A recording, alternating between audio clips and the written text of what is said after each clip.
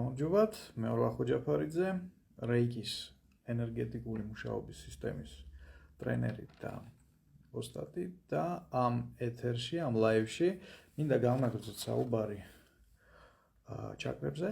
კერძოდ დღეს განვიხილოთ მეორე ჩაკრის მუშაობა. პირველ ჩაკრაზე ვისაუბრეთ წინა ლაივში და თუ არ გაქვთ ნანახი, შეგიძლიათ ნახოთ ამ პეიჯზე, დასკროლოთ ცოტა ქვემოთ. რა როლს ასრულებს მეორე ჩაკრა, როგორც ასეთი, ამ სვათჰისტანა ჩაკრა და რა ხდება იმ შემთხვევაში, თუ მეორე ჩაკრა მუშაობს ჰარმონიულად და რა, ასე ვთქვათ, დარღვევების მიზეზი შეიძლება გახდეს მეორე ჩაკრის არაჰარმონიული, არასრული მოქმედება. ესე იგი, მთლიანად მეორე ჩაკრა პასუხისმგებელია სიამოვნებაზე და სიმსუბუქეზე ჩვენს ცხოვრებაში, ხო? მაგალითად ისეთ რაღაცაზე, რომელსაც ქვია რომანტიული ურთიერთობები. ასე ვთქვათ, სექსუალური ენერგიის რეზერვუარია ჩვენი მეორე ჩაკრა, სვათჰისტანა ჩაკრა. ის არის ზუსტად პასუხისმგებელი ჩვენს უნარზე მივიღოთ ამ ცხოვრებისგან სიამოვნება და აქ არ იგულისხმება მხოლოდ სხეულის სიამოვნება, სექსი, ჭამა და ასე შემდეგ, ხო? სიამოვნება შეიძლება იყოს ვიზუალური, რასაც ხედავ, შეიძლება იყოს ხმოვანი, შეიძლება იყოს გემო, სუნი, შეხება და ასე შემდეგ. ძალიან მრავალმხრივი შეიძლება მრავალგანზომილებიანი იყოს თვითონ, ასე ვთქვათ, ცხოვრებისგან მიღებული სიამოვნება. ამიტომ პირველი ნიშანი იმისა, რომ ჩვენი მეორე ჩაკრა ვერ მუშაობს სათანადო დონეზე, არის პრობლემები პირად ცხოვრებაში, მაგალითად. და აი აქ ძალიან საინტერესოა დასვათ შეკითხვა, საერთოდ გააქვთ პირადი ცხოვრება, თუ არა, ან თუ გაქვთ და არ ხართ მისით თქვენი პირადი ცხოვრებით კმაყოფილი, ეს იმის ნიშანი შეიძლება იყოს, რომ თქვენი მეორე ჩაკრა არის ნორმაში მოსაყვანი. შემდეგ რას ვთქვათ, რა როლს ასრულებს კიდევ ჩვენი სვათჰისტანა ჩაკრა, ხო? როგორც თქვით, ეს არის სიამოვნების მიღების ცენტრი. რამდენად მსუბუქად და იოლად ღებულობთ თქვენ ცხოვრებაში დასახულ მიზნებს, მაგალითად, ხო, თქვენ სურვილებს რამდენად იოლად ახორციელებთ. თუ ავიღებთ ისევ ფინანსებთან მიმართებაში თუ განვიხილავთ, ჩვენი პირველი ჩაკრა, როდესაც ის ნორმალურად მუშაობს, ჩვენ გვაქვს უნარი, რომ სასიცოცხლო მინიმუმისთვის აუცილებელი რესურსები შევქმნათ, მატერიალური, ხო? სვათჰისტანა ჩაკრას მივყავართ ცოტა უფრო შორს და ის არის პასუხისმგებელი, ასე ვთქვათ, კომფორტზე, არა მარტო გადარჩენაზე. შესაბამისად, თუ ის კარგად მუშაობს, იოლად ვღებულობთ. ასე ვთქვათ, იოლად გამოგვდის დასახული მიზნების მიღწევა, ასე ვთქვათ, და ცხოვრებას აქვს ხოლმე ერთი დღესასწაულის ელფერი. ყოველი დღე სიამოვნებს, ძალიან ისეთი მრავალმხრივი, მრავალფეროვანი ემოციებით არის ხოლმე ახსავსე ცხოვრება. აი მეორე ჩაკრის არასათანადო დონეზე მუშაობის შემთხვევაში, ხო, ცხოვრება რას გავს, იცით, აი ერთი და იგივე წრეზე რო დადიხარ, აი ყოველ დღე არის ერთი და იგივე ნაცრისფერი და მოკლედ ამოსულია ყელში. აფერი არ გახარებს, თქო, დილით გაგვიძება გეზარება. დეპრესია, სევდა, ეს ნაცრისფერი ყოველდღიურობა, ეს არის ზუსტად აი იმის მანიშნებელი, რომ მეორე ჩაკრაში ენერგია არ ფუნქციონირებს წესიერად. მე მგონი ყველაფერი თქვით მეორე ჩაკრასთან დაკავშირებული. ხო, თუ მისი მუშაობა დარღვეულია ფიზიკურ დონეზე, ეს ვლინდება თირკმელების პრობლემებში და თირკმელების შარდის ბუშტი და სქესობრივი ორგანოების დაავადებაში. ამ შემთხვევაში შეიძლება გახდეს დეფორმაციის მიზეზი ამ მიმართულებით. ამიტომ მეორე ჩაკრაზე, როდესაც მუშაობთ, ხდება როგორც ჩვენი პირადი ცხოვრების გაჯანსაღება, ფინანსური კეთილდღეობის გაჯანსაღება, ზოგადად იოლად გამოგვდის დასახულის მიღწევა და ასევე, ასე ვთქვათ, ხდება ზოგადად ენერგეტიკული მარაგის შევსება, ხო? სექსუალური ენერგიის ხარჯზე. და შეიძლება ითქვას, რომ ცხოვრებისგან გაცილებით უფრო დიდ სიამოვნებას ვღებულობთ, ვიდრე მაშინ, როდესაც ეს ჩაკრა ნორმალურად არ მუშაობს. აი გვაქვს შეკითხვა. ძალიან მაინტერესებს სიმბოლოებთან მუშაობა თუ ხდება სიყვარულის ენერგიის გააქტიურებით, თუ მეორე საფეხურის ინიციაციის გავლა აუცილებელი. რეიკის სიმბოლოებს რაც შეეხება, მათი გამოყენება შეიძლება მხოლოდ მეორე საფეხურიდან მეორე საფეხურის ინიციაციის შემდეგ იყენებთ მეორე საფეხურის სიმბოლოებს და მესამე საფეხურის სიმბოლოებს უკვე ოსტატის დონეზე. ასე და ამგვარად სიყვარულის ენერგია ფაქტიურად ეს არის ერთი შემცვლელი ამ შემთხვევაში ხო სუბსტიტუტი. მე მომწონს უფრო რეიკი, იმიტომ რომ ამ შემთხვევაში შენს ენერგიას ნაკლებად ხარჯავ, შეიძლება პირდაპირ თქვა თუ საერთოდ არ ხარჯავ. იყენებ ეს უნივერსალურ ენერგიას, სიცოცხლეს, რომელიც გაძლევს საშუალებას ყოველგვარი შენი სუბიექტური ენერგიის დანახარჯების გარეშე იმუშაოს საკუთარ თავზე. მეორე ჩაკრის გამოჯანსაღება ხდება ზუსტად ანალოგიურად, როგორც ამას ვაკეთებდით პირველ ჩაკრაზე. შევდივართ რეიკის მდგომარეობაში იმ მიზნით, რომ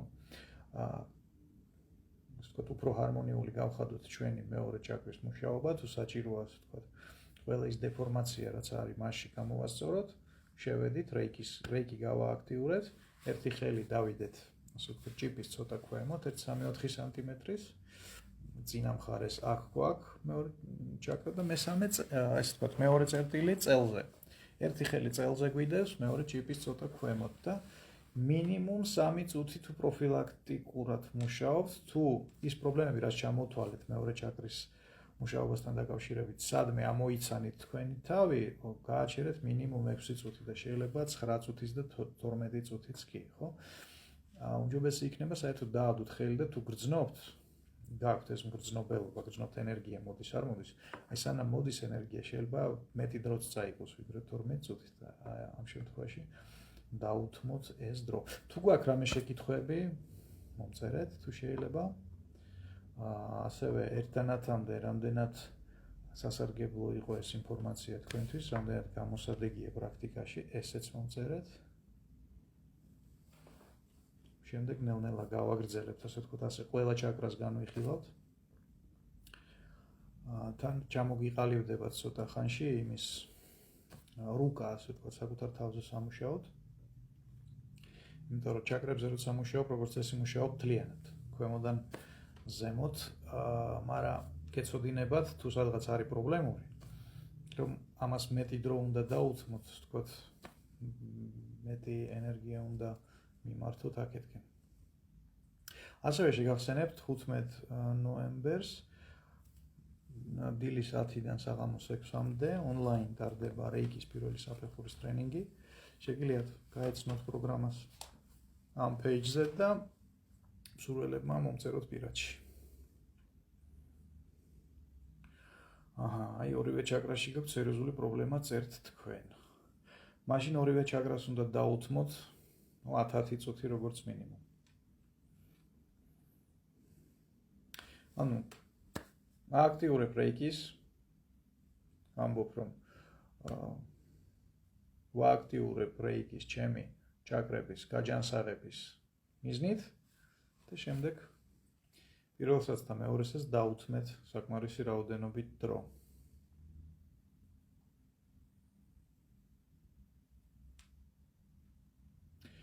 პირველი ჩაკრის შემთხვევაში ხელის უკან დადება ყოველთვის დისკომფორტულია, რას ნიშნავს? ანუ სადეთ დისკომფორტი იგრძენით რაღაცა? თუ იგრძენით დისკომფორტი, ეს ნიშნავს, რომ მანდ იყო რაღაცა ენერგეტიკული პრობლემა. შეიძლება მეორე მესამე ჯერზე სულ უფრო ნაკლები იყოს ეს დისკომფორტი. ნორმალური მდგომარეობა არის, როდესაც ენერგია თავისუფლად მიედინება. ყოველგვარი ექსცესების გარეშე. თუ ჩაკრაზე მუშაობის დროს წამოვიდა დისკომფორტი, წამოვიდა ემოცია, წამოვიდა აზრები, რაღაცა მოგონებები და ასე შემდეგ, ეს არის ის ფორმა, რომლითაც ის ბლოკირებები და ის, ასე ვთქვათ, ნაგავი თუ პროგრამები, რომელიც ამ ჩაკრას არ ეკუთვნის, ანუ გათავისუფლების პროცესში შეიძლება იგრძნოთ ესეთი რაღაცეები.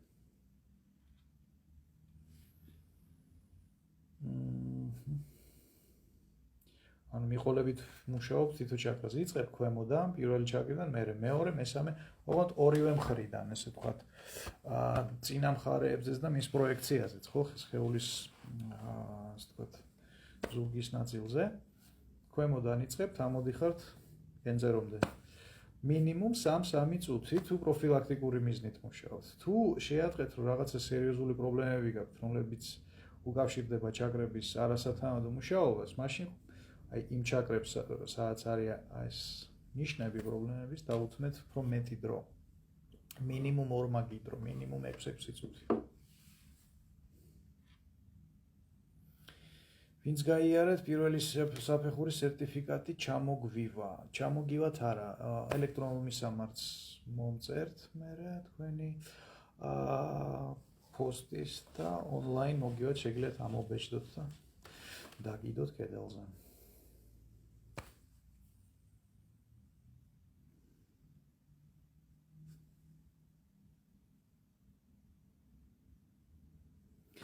ხელი გეღლებათ ძალიან. ანუ პირველ ჩაკრაზე მუშაობის დროს და აი ეს გიქმნით პრობლემას. შეგიძლიათ დაწვეთ და ისე გააკეთოთ, შეგიძლიათ სხვა ადამიანს თხოვოთ, თუ ეს არის შესაძლებელი. წინიდან და უკნიდან ასე ვთქვათ, დაადოს ხელები ჩაკრას. თუ არა და გაავარჯიშეთ ხელები ისე, რომ ასე ვთქვათ, მოქნილობა იყოს ცოტა მეტი. თუ მაგალითად მესამე საფეხურიდან შეგიძლია იმუშაო ენერგეტიკული ხელებით. ეხო ფიზიკური ხელებით მუშაობ და იქ საერთოდ არის, ასე ვთქვათ, არანაირი საჭიროება, რომ ფიზიკური ხელებით აკეთო რაღაც, იმიტომ რომ ენერგეტიკული ხელების ათვისება ხდება. და შეიძლება პოზიციებზე ისე გაუშვა ენერგია, რომ ფიზიკური ხელი არც დაადო იქ, მაგალითად. რა პერიოდულობით შეიძლება ჩაკრებთან მუშაობა? მე გირჩევდით მინიმუმ 3 კვირა დაამუშაოთ.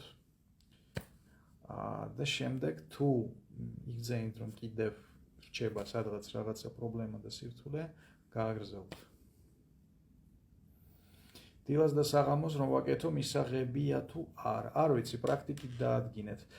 დაიწყეთ დილით, დილაობით მაგალითად შუა დღემდე, 12 საათამდე, სანამ ზენიტამდე მივა.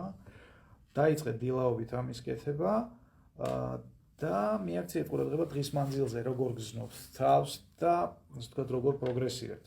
თუ არ არის დიდი საჭიროება, რომ საღამოსაც მიაყოლოთ, შეგიძლიათ არ აკეთოთ.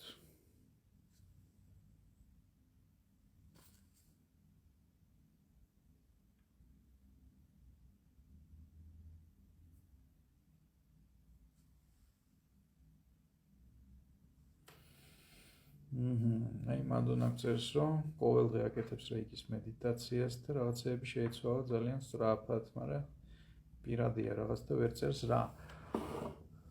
გამომდინარე იქიდან, რომ ჩვენს რეალობაში განხორციელებული და მომხდარი სიტუაციების მიზეზები უმეტეს შემთხვევაში არ დევს ამ რეალობაში, ტრანსცენდენტულ რეალობაში. რეიკი გვაძლევს საშუალებას რა თვითონ მუშაობს მიზნის დონეზე. მიზანთან მუშაობს, მიზესთან მუშაობს. თვითონ ამ პრობლემური სიტუაციის და სცენარის არსებობის. ის რომ ნეიტრალდება, ამ შემთხვევაში პრობლემაც ქრება.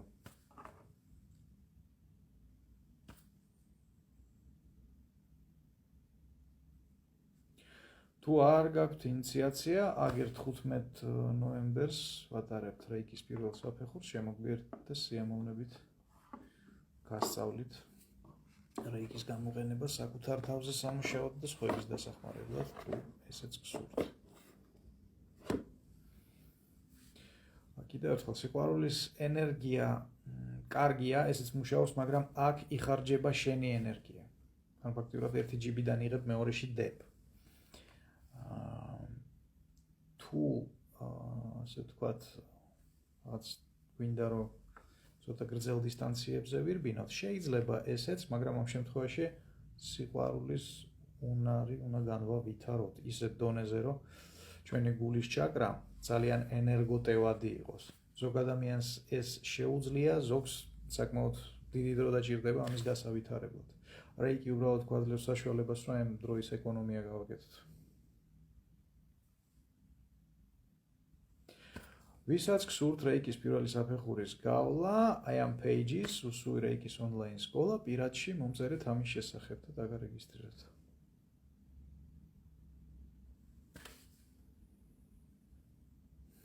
ჩაკრების დიაგნოსტიკა კიდევ როგორ ხდება? იმ არასასურველი წარუმატებლობის გარდა, რომელიც ამ ჩაკრების მუშაობის შეფერხებით არის გამოწვეული. მაგალითად, უაზრო ნივთების შეგროვება, ფინანსური სიდუხჭირე, როგორც ეს ახსენეთ პირველი ჩაკრის მუშაობის შემთხვევაში. მილიონი მეთოდი არსებობს ჩაკრების დიაგნოსტირების შეგრძნებით, კვანტური ხედვით, თუ გაქვთ ამის დანახვის უნარი, კი ბატონო, გადასარევი. სხვა ხელსაწყოებით სურათს შეგიძლიათ გადაუღოთ, არსებობს სპეციალური აპარატურა, რომელიც სურათს უღებს ჩაკრის მდგომარეობას. ესეც შეიძლება, მაგრამ ყველაზე ზუსტი არის მაინც ცხოვრების იმ სფეროს მდგომარეობა და ხარისხი თქვენი ცხოვრების იმ სფეროში, რაზეც პასუხისმგებელია ესე თუ ის ჩაკრა. იმიტომ რომ ხო რაღაცებს ხედავ, რაღაცა სიმპტომებს, მაგრამ საბოლოო ჯამში ეს საკუთარ თავზე მუშაობა უნდა აისახებოდეს, მე ვთვლი, ცხოვრების ხარისხზე. თუ რაღაც ჩაკრები გადასარევად მუშაობ და ბზინავ და სიბნელეში ანათებ, მაგრამ შენი ცხოვრების ხარისხი ისეთია, რომ ვაიმე დედა, ეს არ არის ხარისხიანი მუშაობა, არ ამგონი.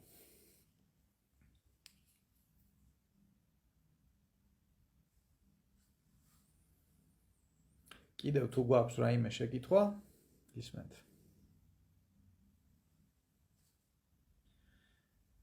რეიკის ენერგია და ღვთაებრივი ენერგია ერთია? ცოტა გაუგებარია ჩემთვის ეს შეკითხვა, ღვთაებრივი ენერგია რა არის ამ შემთხვევაში? ამ სამყაროში ყველაფერი რაც არის ღვთისშექმნილია და როგორ შეიძლება მაგალითად ამას უწოდოთ ღვთაებრივი, იმას არა ღვთაებრივი. ცოტა კატეგორიებში ვირევით. მე ვფიქრობ, ენერგია ერთია და მის ეკოლოგიურობას, ანუ სარგებლიანობას, ან უსარგებლობას ქმნის ალბათ თქვენი ზრახვა, ხო? რა განზრახვით იყენებთ ამ თუ იმ ინსტრუმენტს? ახლა შეუძლებელია, რომ, რა ქვია, ჩაკუჩს მოთხოვო ზნეობრიობა. ჩაკუჩით შეგიძლია თავები ამტრიო, შეგიძლია ლურსმები დააჭედო კედელში და თაროები ჩამოკიდო და გააჩნია ვის ხელშია, ხო? ოღონდ რეიკის აქვს ერთი ნიუანსი, ბოროტების ჩასადენად არ ვარგა. იმიტომ რომ მის ერთ-ერთი თავისებურება არის სიცოცხლეზე ზრუნვა. ხო და არ იმოქმედებს ისე, რომ სხვა დააზიანოს. მინახია მე რეიკის ოსტატები, რომლებიც ცდილობდნენ საკუთარი ნებელობის ძალით რეიკის გამოყენებას რაღაცა ეგოისტური მიზნებით. ეგოისტურს რას გულისხმობ? როდესაც ასე ვთქვათ, შენ კეთდები და სხვა ზიანდება. ამ შემთხვევაში ცოტა ხანში მარტივად რო ვთქვათ, რეიკის ენერგია აღარ მოდიოდა მათთან. კი ეგონათ, რომ ის რეიკია, მაგრამ ის სხვა რაღაცა იყო. და საკუთარ ენერგიას ხარჯავდნენ ფაქტიურად, ეს ერთი. და მეორე, როდესაც აქ არ უნდა აურიოთ ერთმანეთში, ასე ვთქვათ, ტრანსცენდენტული ნება და ადამიანური ეგოისტური ნებელობა. იმიტომ რომ ამას თავდაყირა რო ვაყენებ, მაგას მაგია ქვია, როდესაც შენი ნებელობის ძალით ცდილობ ენერგია მიმართო იქით, სადაც გსურს შენ, შენ ინტერესებს ემსახურება, სისტემურ ინტერესებს არ ემსახურება. როდესაც რეიკი მუშაობს, რეიკის მეშვეობით რაღაცა სიტუაციაში შეგაქმეთი ჰარმონია, ისე ლაგდება ხოლმე ეს სიტუაციები, რომ ცოტა ყველა კმაყოფილია. რაღაცა ძალიან ლამაზი გააწყვეტილებები მოდის ხოლმე, სადაც ყველა ადამიანი პოულობს რაღაცა პლუს თავისთვის. ხო და ისე არ მინახია, რომ რაღაცა ერთი დაზიანდეს და მეორე აშენდეს. აი რაღაცა აი ესე, ალბათ.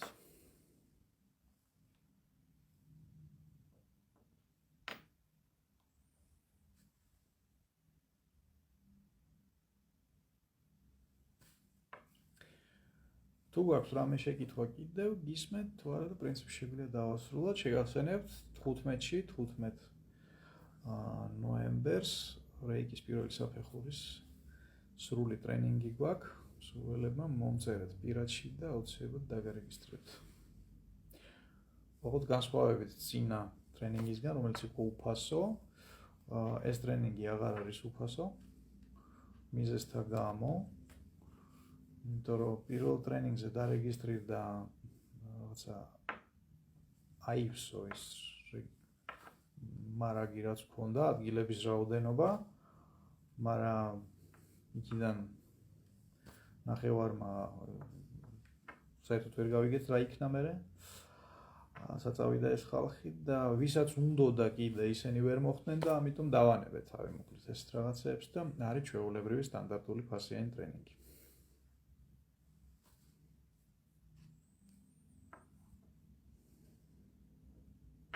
ჩაკრებზე ვიმუშაო თუ რეიკის მედიტაცია ვაკეთო. Შეგვიძლია გააკეთო რეიკის მედიტაცია და მერე მასში მიაყოლო, ჯერ მედიტაცია გააკეთო, მერე ჩაკრებზე გააკეთო, პირველზე და მეორეზე მაგალითად.